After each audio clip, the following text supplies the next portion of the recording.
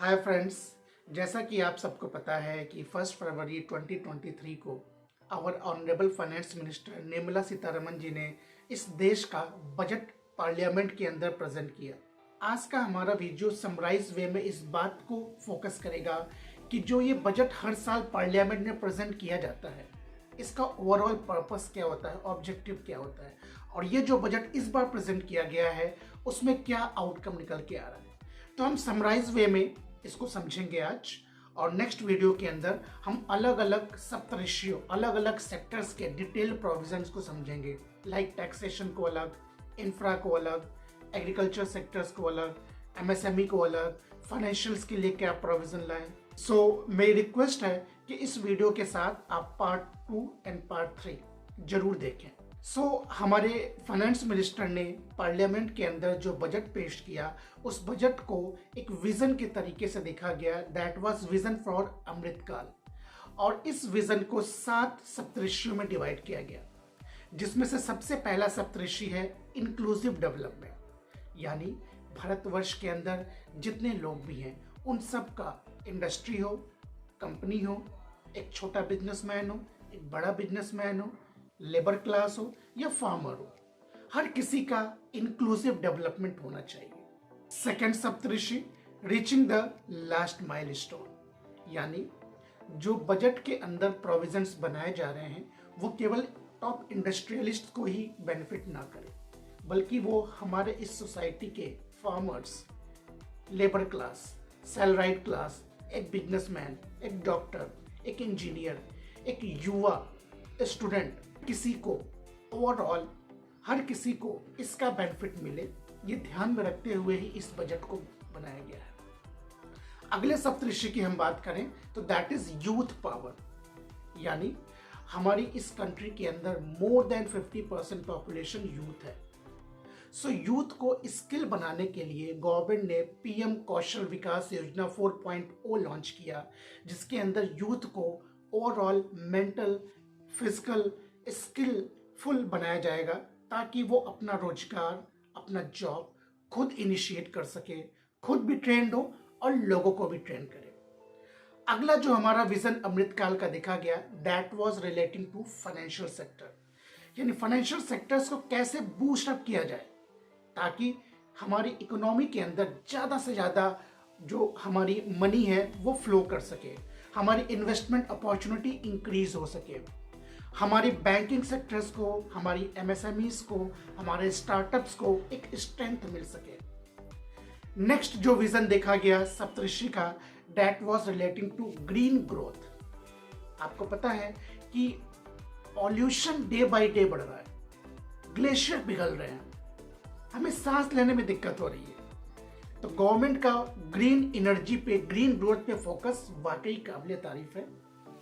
Government ने अब electrical vehicles को लॉन्च करने के लिए बहुत सारी सब्सिडीज दी है। जो हमारे फार्मर्स जो खेती करते हैं, प्रोडक्शन करते हैं, वहाँ पर नेचुरल फार्मिंग, ऑर्गेनिक फार्मिंग, इन पे फोकस किया गया है इस बजट के अंदर, ताकि ज़्यादा से ज़्यादा न्यूट्रिशन इंग्रेडिएंट्स रिलेटेड प्रोडक्ट्स को पैदा किया जा सके। ऐसे प्रोडक्ट्स आए जो हमें मेंटली, फिजिकली और हमारे हेल्थ को अच्छा रखें। जैसे जैसे दोस्तों आपको पता है खेती होती है, आजकल पेस्टिसाइजर्स और बहुत सारे यूरिया प्रोडक्ट्स को यूज़ करने से क्या होता है कि जो हमारी मिट्टी की उर्वरक क्षमता होती है वो डे बाय डे कम होती जा रही है। गवर्नमेंट इस बात पे फोकस कर रही है कि क्यों ना ज़्यादा से ज़्यादा हम नेचुरल फार्मिंग करें, ऑर्गेनिक फार्मिंग करें, ताकि हमारा जो विज़न है, हमारा जो लॉन्ग टर्म पर्सपेक्टिव है सप्तऋषि का, जो हम लॉन्ग टर्म का विजन देख रहे हैं, उसको हम अचीव कर सके। अगला जो हमारा सप्तऋषि है, that is unleashing the potential, यानी हमारे पास रिसोर्सेज तो बहुत है, हमारे पास मैन पावर भी है, मशीनरी भी है, रॉ मटेरियल भी है, लेबर भी है, सब कुछ है, लेकिन हम उसका भरपूर यूटिलाइजेशन नहीं कर पा रहे। तो उस रिसोर्स का मैक्सिमम टू मैक्सिमम यूटिलाइज करना, ये बजट उस पर फोकस करता है। Then at last infrastructure and development.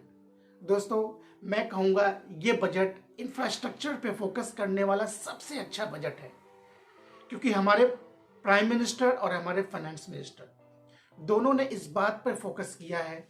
देखिए, इलेक्शन सर पे है, लेकिन इलेक्शन को इन्होंने प्रायोरिटी नहीं दिया, इन्होंने देश को प्रायोरिटी दिया। आपको पता है, अगर किसी भी कंट्री की इंफ्रा को मजबूत किया जाए तो ऑटोमेटिकली वहां पे ओवरऑल डेवलपमेंट होगा। आप देखिए, लास्ट 4 to 5 इयर्स में कितने सारे हाईवे प्रोजेक्ट्स, एक्सप्रेसवे लॉन्च हुए हैं। अभी कल ही 12 फरवरी को गवर्नमेंट ने दिल्ली मुंबई कॉरिडोर का एक एक्सप्रेसवे का पहला फेज लॉन्च किया है, जो आपके दिल्ली जयपुर को कनेक्ट कर रहा है। आपको पता है, जैसे ही इंफ्रा पे गवर्नमेंट फोकस करती है, इंफ्रास्ट्रक्चर की वजह से आपके रोजगार बढ़ते हैं, लेबरों को काम मिलता है, बहुत सारे ऐसे रॉ प्रोडक्ट जो यूज होते हैं इंफ्रास्ट्रक्चर में, उसका टर्नओवर बढ़ता है इकोनॉमी के अंदर। जैसे ही आपका हाईवे बनकर रेडी होगा तो एक जगह से दूसरी जगह को प्रोडक्ट डिलीवर करना, सप्लाई चेन प्रोसेस फास्ट होगा। जो आपका डिलीवरी टाइम 10 घंटे लगता था, वो डिलीवरी टाइम आपका 50% में अब कंप्लीट हो जाएगा। यानी आपका इकोनॉमी के अंदर गुड्स का मूवमेंट फास्ट हो जाएगा। रोजगार के लिए लोग एक प्लेस से दूसरे प्लेस पे जल्दी आ सकते हैं और वापस अपने घर जल्दी जा सकते हैं। व्हीकल्स का टर्नओवर बढ़ेगा, डीजल, पेट्रोल, सीएनजी, इनका कंजम्पशन बढ़ेगा रॉ प्रोडक्ट्स के ऊपर, और जो हमारा ultimate final goods, finish goods बनकर आएगा, उनका टर्नओवर इकोनॉमी के अंदर ज़्यादा से ज़्यादा होगा। सो माय फ्रेंड्स, जो हमारी जीडीपी, जो हमारी ग्रोथ, जो इकोनॉमी के अंदर जो बहुत बड़ा फैक्टर होती है, वो हमारी इस इंफ्रा पे ही डिपेंड करती है। जहाँ पे हमारे रिसोर्सेस जल्दी नहीं पहुँच सकते, वहाँ पे ग्रोथ का रेट बहुत कम परसेंटेज में होता है। और जहाँ पे हमारी इंफ्रा मजबूत हो गई, हम चाइना बॉर्डर को टच कर दिए, हम एक ऐसी माला बना रहे हैं जो पूरे भारतवर्ष को कवर कर सके, हाईवे प्रोजेक्ट्स हम बना रहे हैं, तो आप सोचिए डेवलपमेंट अपने आप इस कंट्री का बहुत पीक पे होगा। सो फ्रेंड्स, आज के बजट में हमने जनरल एक ओवरऑल डिस्कशन किया कि सप्तऋषि किस पे फोकस कर रहा है।